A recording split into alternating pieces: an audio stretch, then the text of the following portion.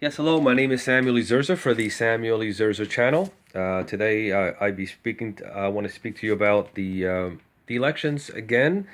I was going to do this poll actually on Friday, but I didn't have a chance. I mean, there was just so much information concerning what happened with the FBI reopening the Hillary's case and the server scandal that took me by surprise. Actually, took everybody by surprise. But at the same time, I was just got really busy. But today is October 30th, and I just want to show everybody that the polls has well, specifically this one over here has Donald Trump at 46. Good news. And 44.1 for Hillary Clinton. And if you want to know, just go to the graphics.la time. It's one of the better polls out there for the campaign 2016. And this is the USC Dornsife Los Angeles Times Daybreak poll. It's a scientific poll with 3,000 eligible voters. And they do poll white people, yes. Not like other polls. They're polling a lot more non-whites. Okay, if you know what I mean. So they can, have Hillary at 60% or 70 or whatever it is. More lies but anyways. So as of today, if the elections were held today, the Republicans would be winning, 46 to 44%. This is the latest poll as of today, October 30th. By age, we're looking at 18 to 34. It seems like the less than 34 crowd is voting for Hillary.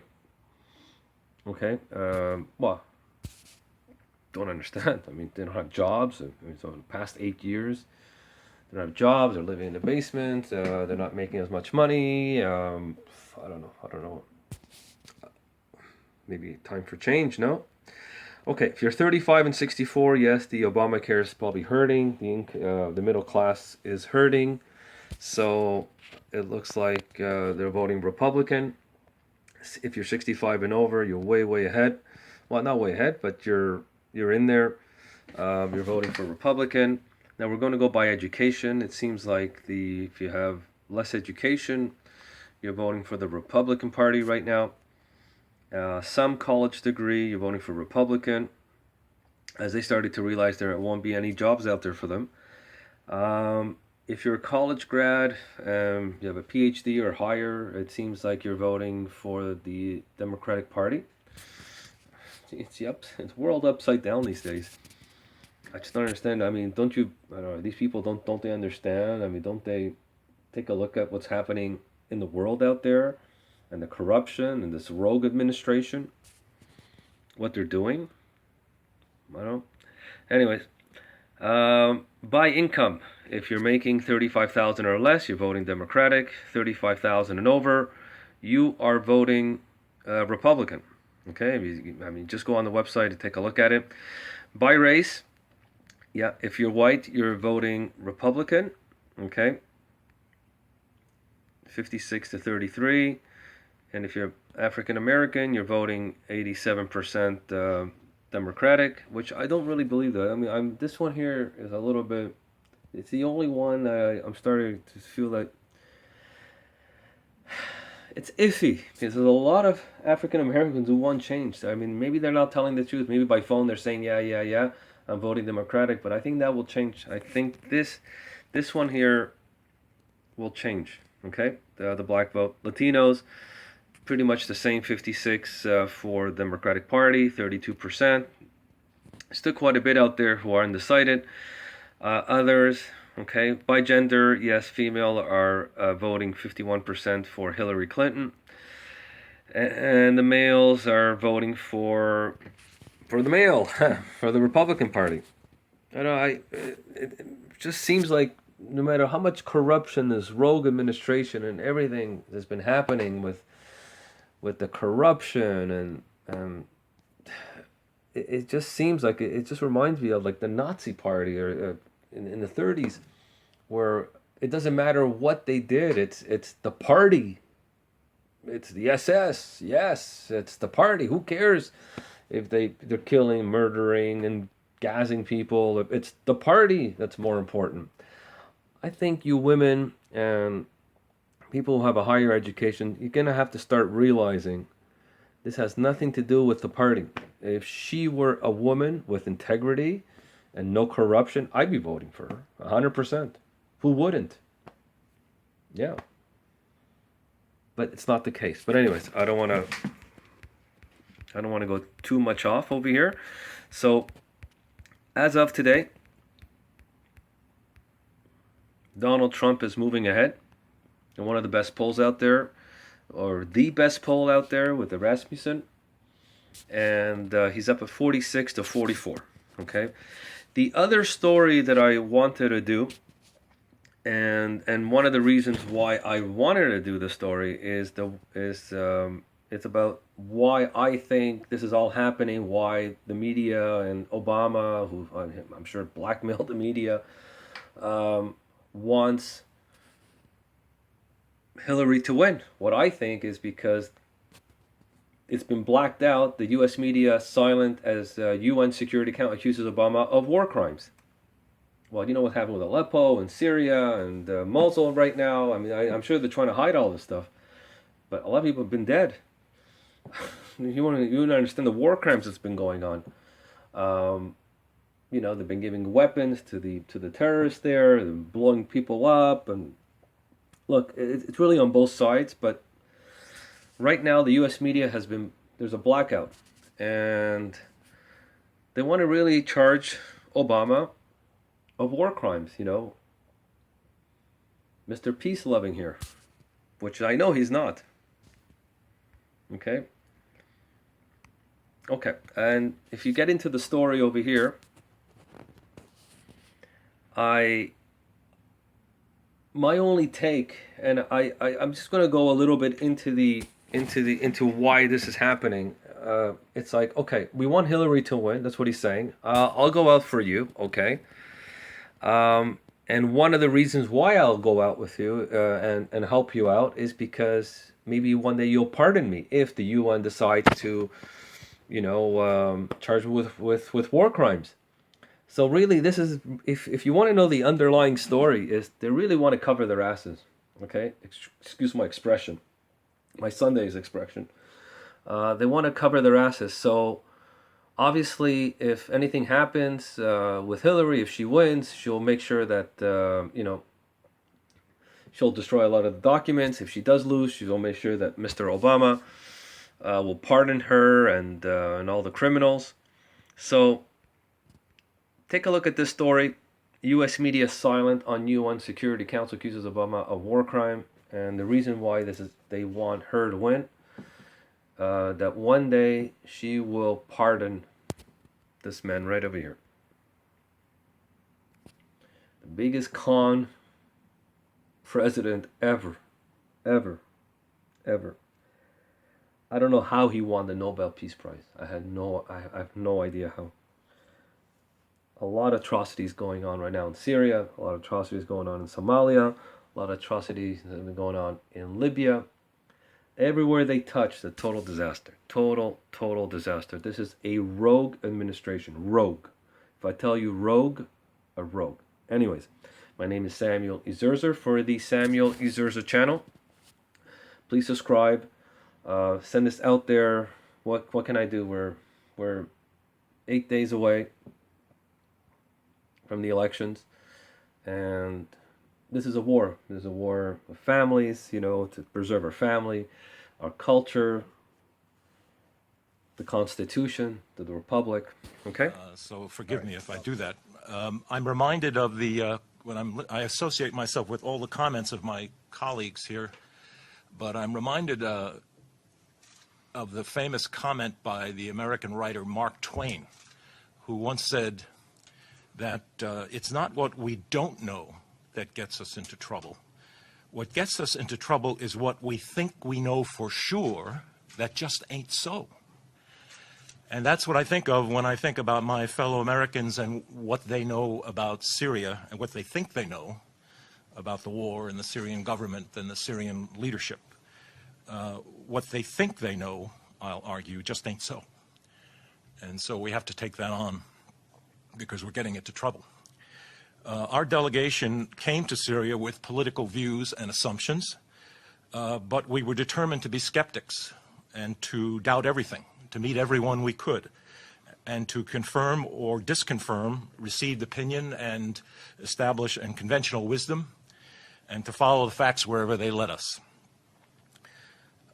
I concluded a number of things from the trip. I won't go over things that my colleagues have already mentioned. The motive, in my opinion, of the U.S. war is to destroy an independent Arab secular state. It's the last secular Arab state standing, and it wants a client regime like Libya, like Iraq, like a number of other countries you could mention. The U.S. hostility to independent Syria long precedes 2011, the beginning of the war.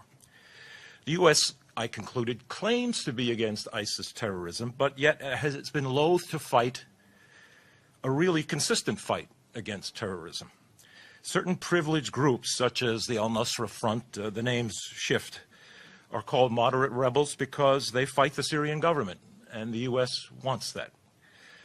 They are not moderate. They beheaded a 12-year-old boy when we were there. We saw it on YouTube and on TV.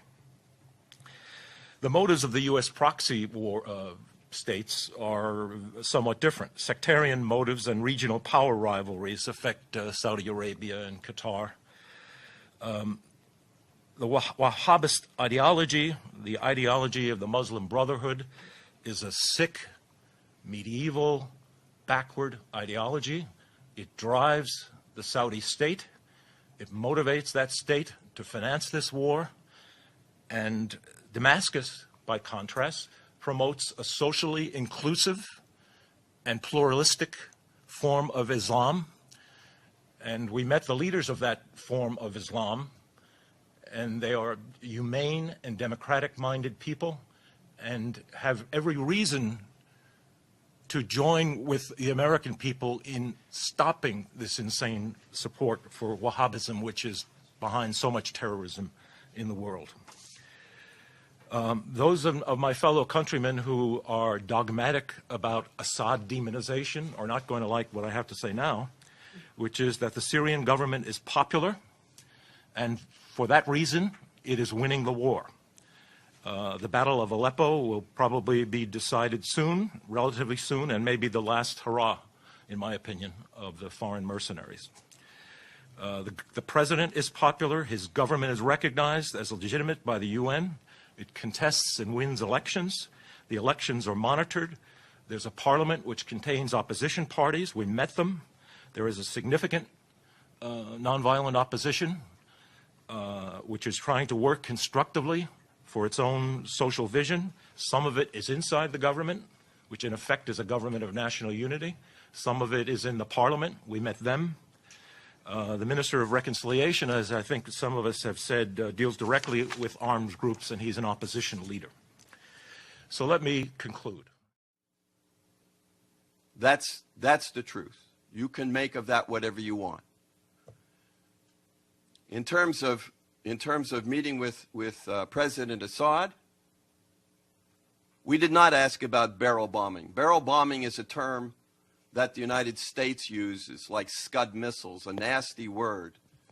What we learned from him and from others is that when the terrorists destroy something, they show pictures and say it's the Assad government.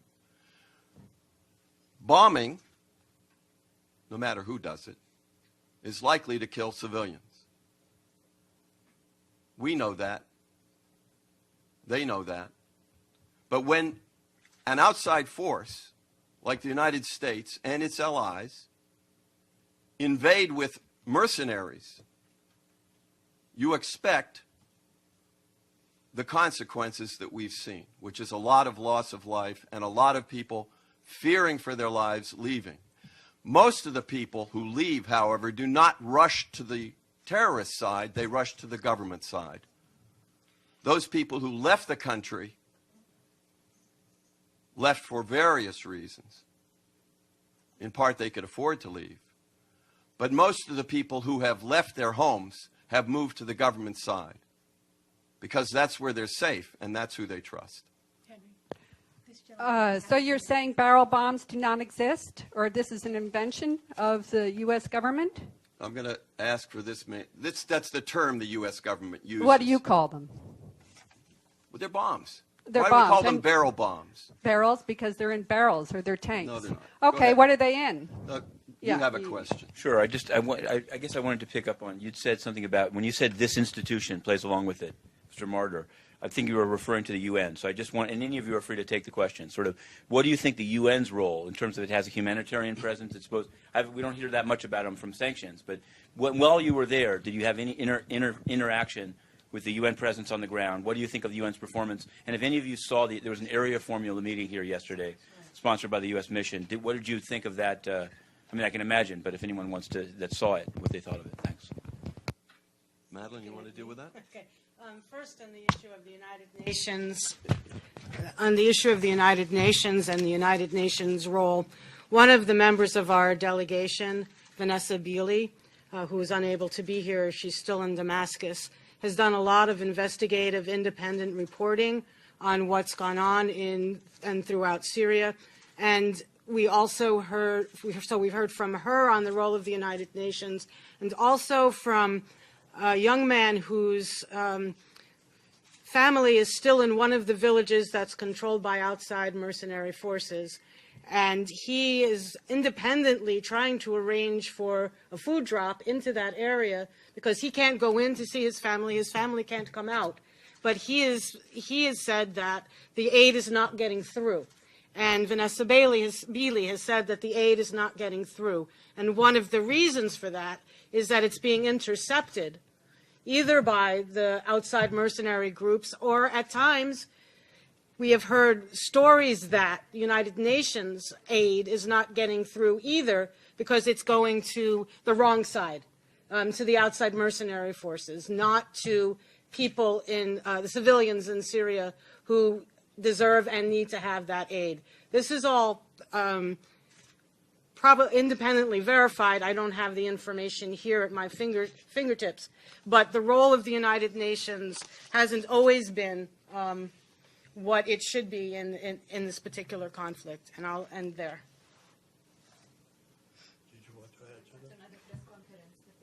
Okay. The only thing I did want to say quickly is that I recommend that there are two independent journalists on the ground in Damascus, Vanessa Beeley, Beeley, and Ava Bartlett. Ava's Canadian, Vanessa is from the UK. And they're still there right now, and they're writing, they're visiting locales, and they're reporting on the ground, talking to people, collecting the voices of Syrians. And I recommend that you find them. They're both on Facebook, and then you can look up the articles that they've written because they've been published. Thank you. I just want to mention one thing that was raised by Dr. Jafari for us, that there was an informal meeting of the Security Council, I think some members of the Security Council yesterday, on the question of Syria, and apparently two doctors from one of these organizations that are affiliated with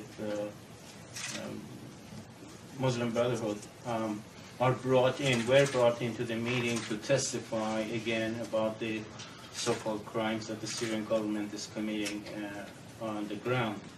I was wondering if anybody could pursue this issue and find out what the story is, because it seems to me that once again, the propaganda and even military efforts are being intensified after the Syrian government almost closed down the connections to Aleppo. So we should probably expect more intensified fighting again on the side of the West to recapture the grounds lost. Did you want to speak? I just want to say something about there's a translation of an interview with a Dr. Antari,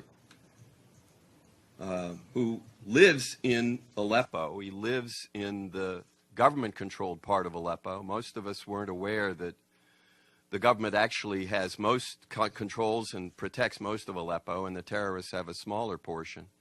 And we hear only about and from the terrorist-controlled side. But Dr. Antari, you can find the interview if you search for Vanessa Beeley and the interview. But you had a question, please. We can't. All right. But maybe if you're available, we're available to speak if you want to continue this discussion.